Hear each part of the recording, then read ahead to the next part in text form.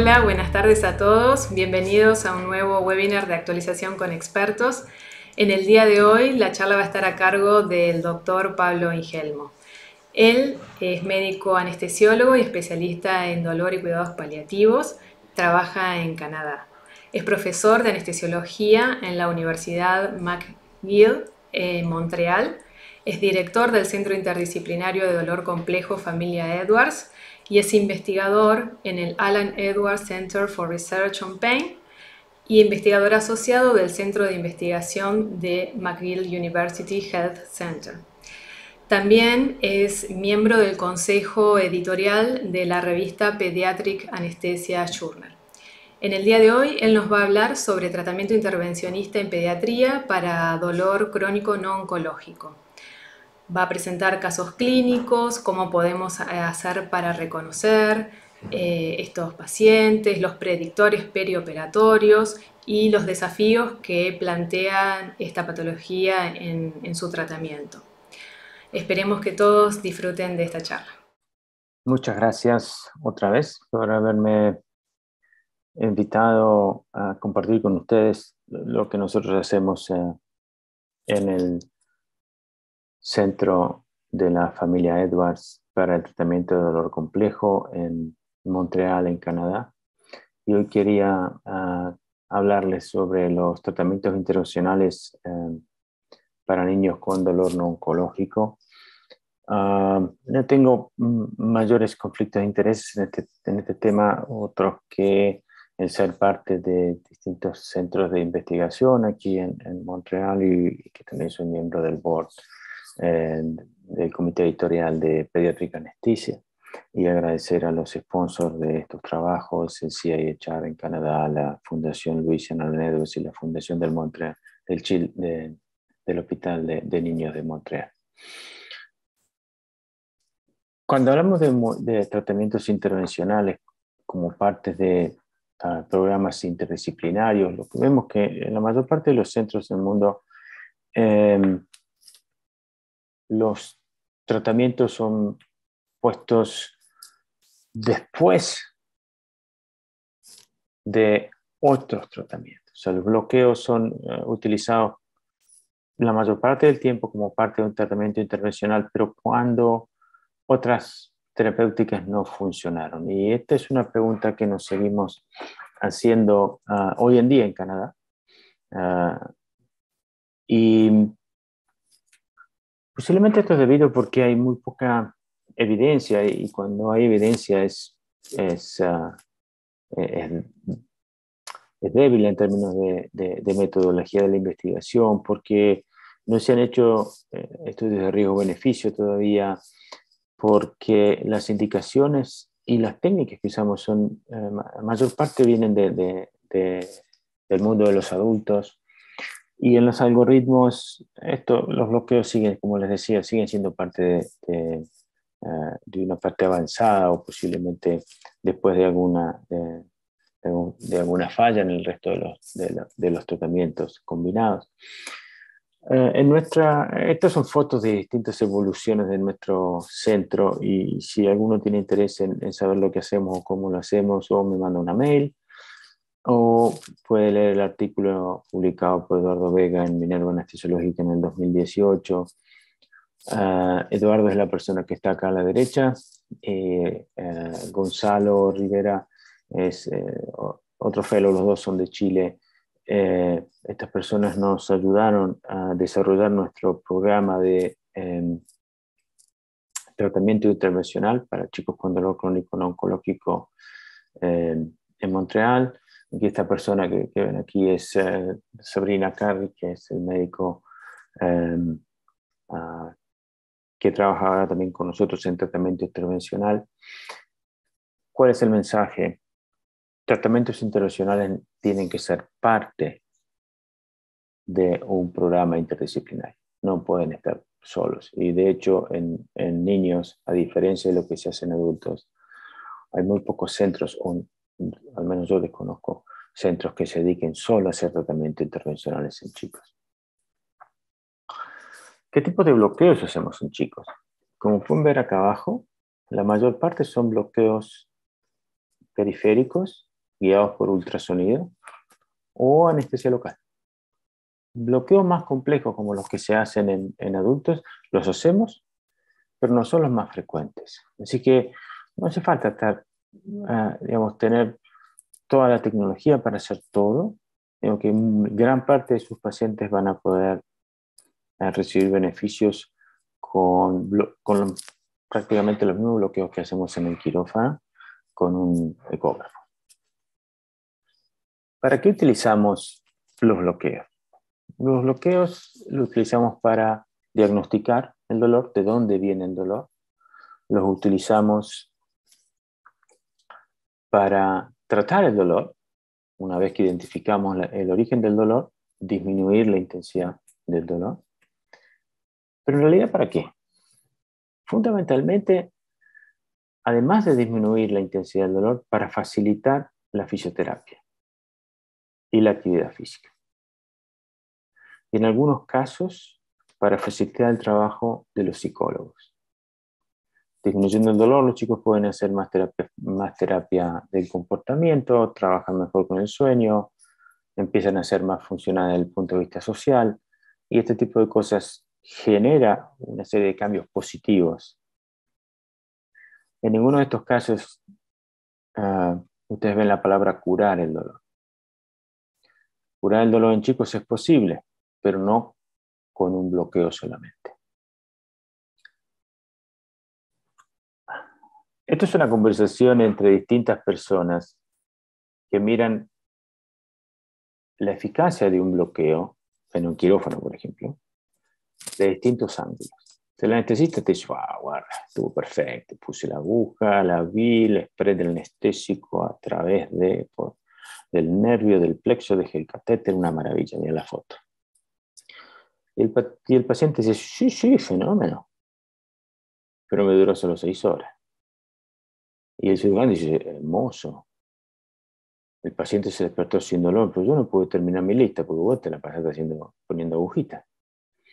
El administrador te llama y te dice, ¿sabe qué? Fantástico. El paciente hasta me mandó una carta que le encantó tu bloqueo, pero lo puede hacer más barato. Entonces, cuando hablamos de definiciones de eficacia y de suceso y de cuánto contentos estamos con lo que nosotros hacemos poniendo agujas, tenemos que pensar que la visión de lo que nosotros estamos haciendo y del resultado de lo que nosotros hacemos depende de la persona que lo está mirando. Y en este caso, y para nosotros, digamos, como en el Centro de Dolor Complejo en Montreal, la única versión importante es la que nos da el paciente. Pero al final de cuentas es de lo que nos vamos a encargar. Así que ahora vamos a hablar de eficacia, porque es una de las cosas más complicadas de definir en términos del utilizo de bloqueos. Y nosotros en un trabajo que publicamos hace algunos años nos, digamos, dedicamos mucho tiempo a definir el dolor. Y si ustedes ven, hay 2 columnas, y en la columna de la izquierda es cómo definimos que un bloqueo es eficaz. Y cómo define el paciente que el bloqueo que nosotros utilizamos en él sea eficaz. Esta es la manera en que nosotros evaluamos nuestra práctica. Decimos que un bloqueo diagnóstico es positivo cuando en sí mismo nos identifica el dolor y nos reduce el dolor en al menos un 50% por al menos 24 horas. Y decimos que un bloqueo tiene un efecto terapéutico a corto plazo cuando es capaz de reducir al menos el 50% la intensidad del dolor por 4 semanas. Hasta acá es el bloqueo. ¿Funcionó? Sí. ¿Qué nos dio? Identificamos el dolor. ¿Por cuánto tiempo? Al menos 24 horas. ¿Y esto tuvo algún efecto? Sí, redujo el dolor al menos el 50% por al menos 4 semanas. Y esto es el bloqueo solo. Cuando el paciente está dentro de un programa, miramos la eficacia de los bloqueos dentro del programa en medida de tiempo y en cosas que el paciente puede hacer. Por ejemplo, nosotros decimos que un bloqueo es eficaz a largo plazo cuando esta reducción del dolor dura 6 meses.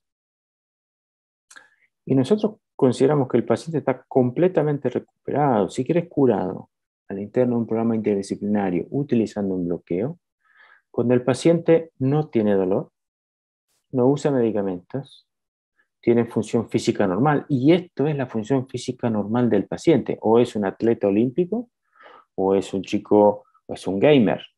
No nos interesa, es lo que el paciente define como función física normal y que tiene una función social normal si va a la escuela todos los días, por al menos 6 meses.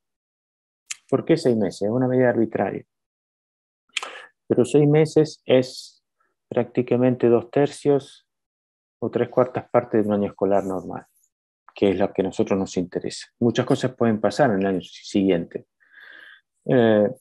Así que para nosotros el mundo del adolescente, al menos en cuanto se trata de utilizar bloqueos, tiene este espacio temporal, que son 6 meses.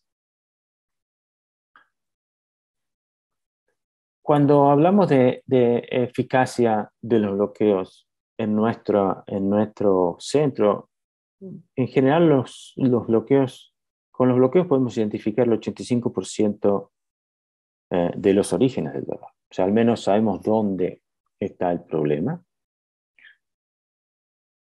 Y una cosa muy interesante que descubrimos haciendo esto, cuando comenzamos con nuestro programa de bloqueo, es que el 70% de los bloqueos de los chicos nos decían que tenían una reducción del dolor del 50% por al menos un mes, lo que para nosotros significaba una cosa extraña. De hecho, en algunos textos de adultos dicen que si esto pasa es porque tiene un efecto placebo.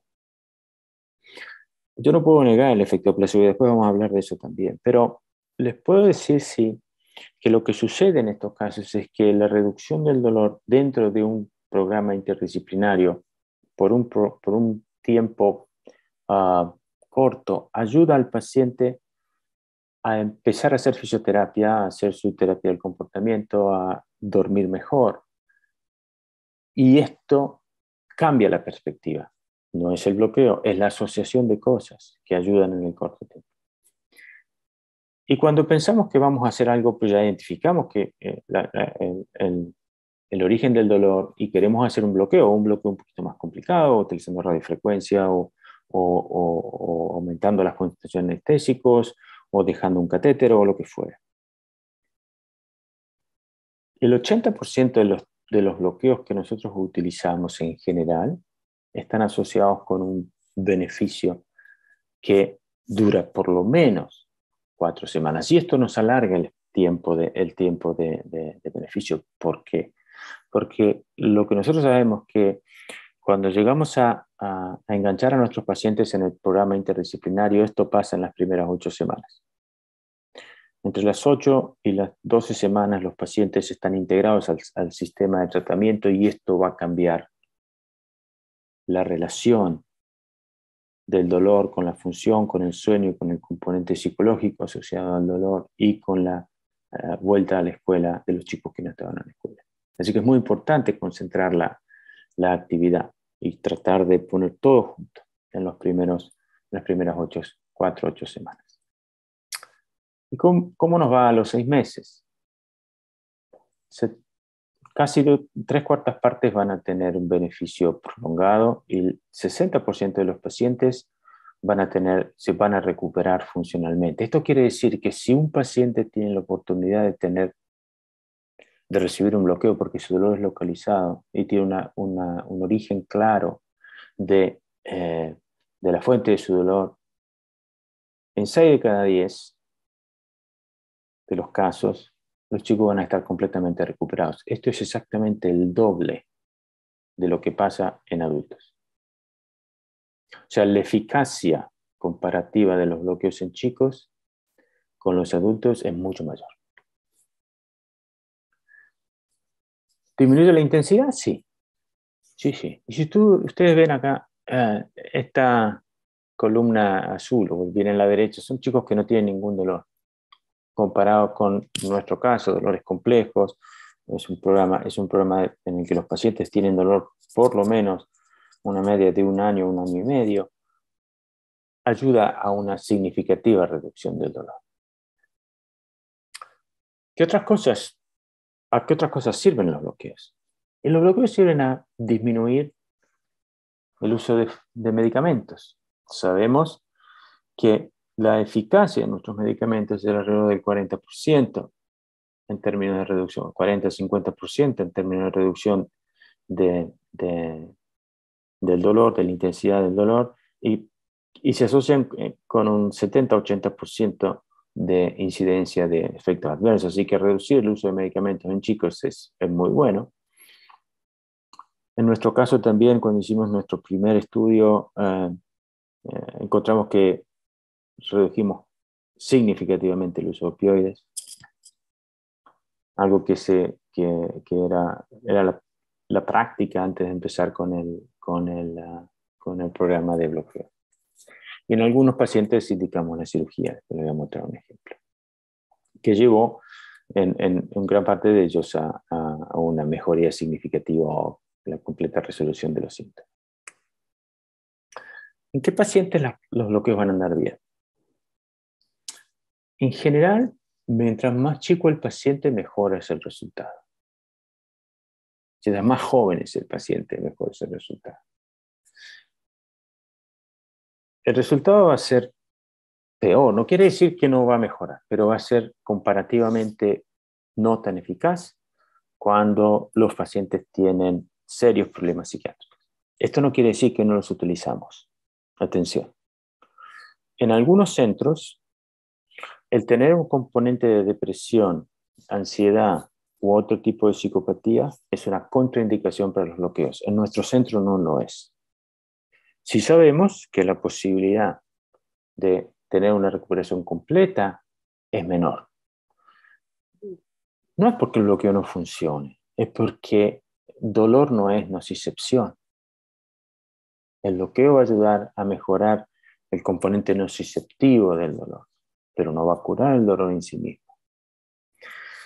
¿Tiene algún tipo de beneficio usar antes el bloqueo o después? Si esto es hablando de siempre al inicio del tratamiento o después de 8 semanas, no. En realidad, posiblemente estos datos no los podemos obtener con 700 o 800 bloqueos como estudiamos. Esperemos que en el próximo análisis, que va a incluir 1500 bloqueos, nos pueda dar algo más. Pero en este momento no. No podemos decir que usarlo antes, usarlo después cambie nada.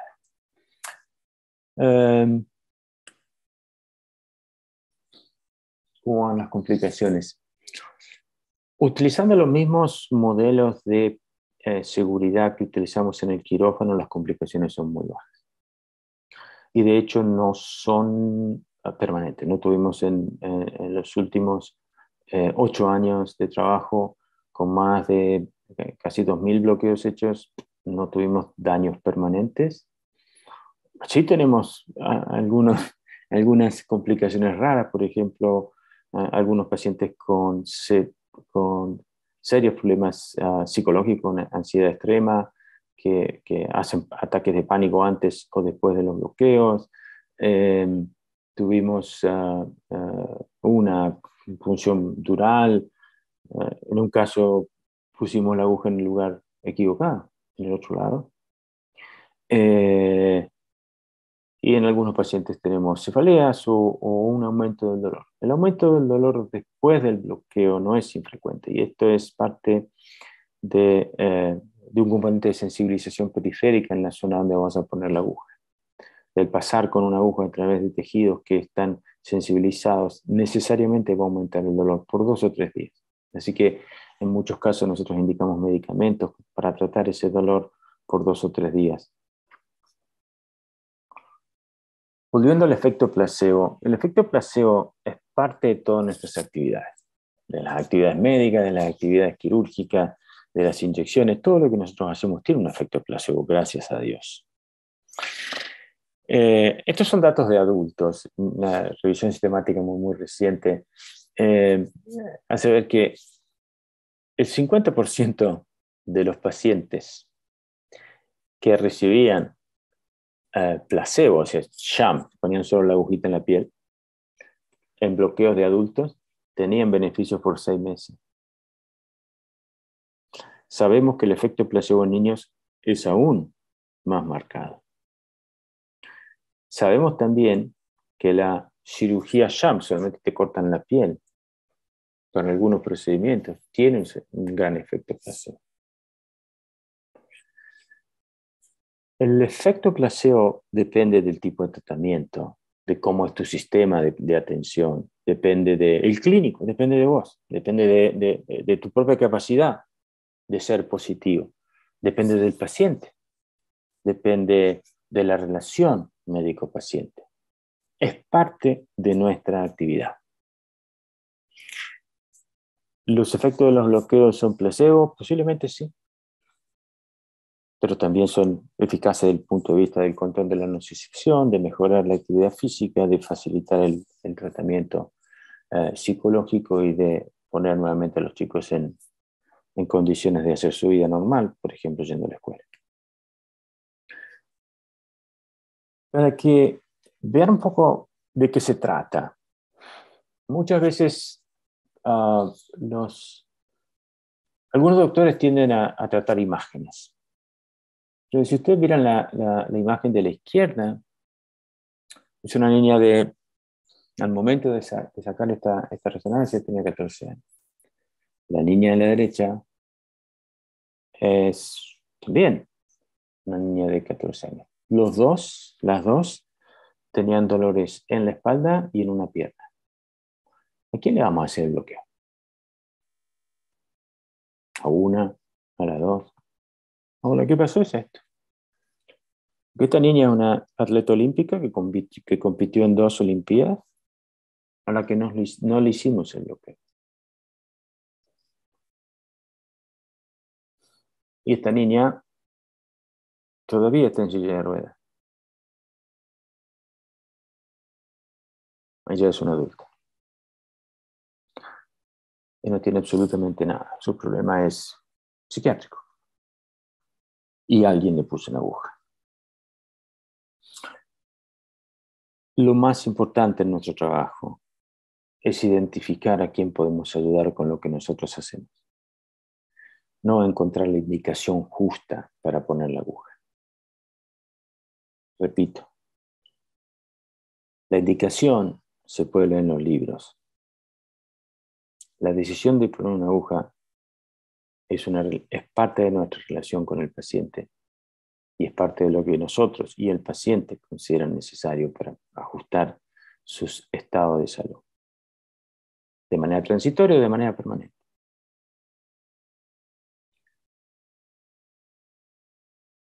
Nosotros tenemos que seguir definiendo eficacia basados en el contexto de buen tratamiento médico. Y eso se basa en el 1 a 1 con tu paciente. Por ejemplo, esta paciente tenía dolor en la panza, pero no sabíamos por qué. Entonces lo que hicimos, como ven aquí, fue poner un catéter. Y su dolor no desapareció. Eso quiere decir que su dolor no venía de la pared abdominal. Su dolor venía de una apendicitis retrocecal crónica. Fue operada y no tiene más dolor. Ahora nos ayuda a saber, ¿se fue tu dolor? No, punto. Tu problema no está en la pared abdominal. Anda a buscarla adentro, llama al cirujano y que encuentren la solución para este paciente. Esto es un caso muy común, es una cosa que está más allá. Es muy común en los adultos, en las señoras que se embarazan y engordan demasiado, en las adolescentes que con los cambios hormonales van a ganar peso y algunas de ellas tenían ya un poco de sobrepeso y además hacían actividad física y entonces el nervio lateral femoral cutáneo se comprime. Este es un ejemplo muy típico. Esta es una niñita de 9 años que tenía dolor en la parte anterior y externa de la pierna. La vieron los pediatras, la vio el cirujano deportivo porque ella hacía deporte. La vio el cirujano el ortopédico, le pusieron gabapentin, meloxicam, le pusieron hacer fisioterapia. Mejoró, pero el dolor seguía ahí. Había algo más.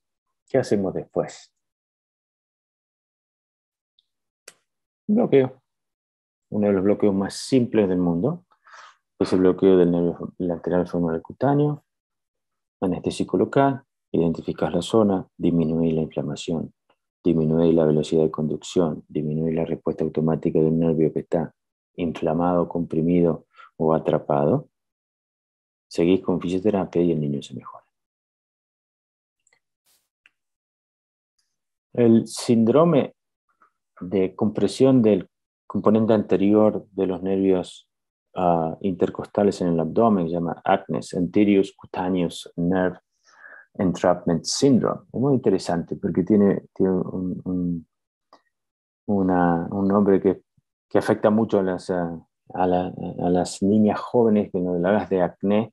Y si tienes un tono para hablar inglés como el mío, que es bastante latinoamericano, se sorprenden. Dice, ¿cómo? No tengo acné. No tenés acnes. Esto significa que los nervios intercostales pueden estar atrapados en un canal fibroso entre el recto del abdomen y el oblicuo interno. ¿Cómo los identificamos? El paciente te va a marcar con el dedo dónde tiene dolor. Acá. Así que levante las piernas, pones tu mano y el dolor se va a reproducir. ¿Y cómo hago diagnóstico? Una sola manera, poniendo una aguja. ¿Y pones dónde la aguja? En la parte anterior y en la parte posterior. De manera que puedas bloquear el componente posterior del nervio intercostal en el abdomen y el componente anterior del nervio intercostal en el abdomen. Si el dolor desaparece, ¡ping! Diagnóstico, acnes, tratamiento, repite el bloqueo, haga radiofrecuencia y en algunos centros, si esto no mejora, se opera. ¿Quién lo opera? El cirujano general o a veces los cirujanos plásticos. Este niño le habían puesto una barra de NAS. Tenía dolor en la zona de la cicatriz. El dolor intercostal no lo dejaba trabajar. Había terminado la escuela, cerca de los 18 años. Le hicimos un ESP, más la infiltración local, y su problema mejoró significativamente. Apenas empezó a hacer fisioterapia. El problema de la cefalea occipital o de la cefalea asociada a una neuralgia del nervio occipital es sumamente común. Difícil de diagnosticar y de separar de la cefalea de tensión, la tension type headache, asociado o no a migraña o componentes migrañosos, sobre todo en adolescentes con cambios hormonales recientes. ¿Cómo hacemos para diferenciarlo? Podemos utilizar un bloqueo. Por ejemplo, el bloqueo del nervio occipital. ¿Y dónde lo hacemos? Lo hacemos distal, acá arriba. Entonces, dos maneras. En la época en que yo empecé a hacer tratamiento del dolor y no teníamos ecografías a disposición a nuestra mano, lo hacíamos palpando el pulso. Poníamos el dedito en la arteria, una aguja de insulina con 2 o 3 ml de anestésicos locales por afuera, y con eso resolvía el problema. La frecuencia de errores o de falla del bloqueo era muy alta. En este momento lo hacemos con un ecógrafo y lo que buscamos es una arteria y un componente lateral a la arteria que normalmente es el great occipital nerve. Dejamos afuera un nervio, que es el lesser, que está por acá. Entonces, no sabemos cuál es el componente mayor en la cefalea tensionada o la cervicalgia o en la cefalea de tensión. Entonces, para eso, en este momento estamos utilizando el bloqueo en C2, que se llama TON o GON y TON. Y básicamente identificas el semiplanis capitis, te bajas un poquito y vas a ver los procesos de C2.